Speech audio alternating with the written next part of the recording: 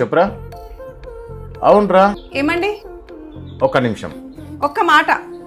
Phone మాట్లాడుతున్నా, కనిపిస్తలేదా? నువ్వు first అది చెప్పేది విను, తర్వాత ఫోన్ మాట్లాడుకో. సరే చెప్పు, ఏమో చెప్దామనుకుంటున్నావు.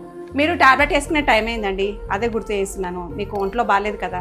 సరే వేసుకుంటా. అట్లనే చెప్పండి ఏం వండాలో. నీకు ఏది ఇష్టం ఉంటే అది ఉండమ్మా. సరే అండి. నాకు అవన్నీ తెలియదు. నాకు 10 నిమిషాలలో మొత్తం పని అయిపోవాలి. ఏమండి అసలు నేనేమంటున్నానంటే, చెప్పమ్మా.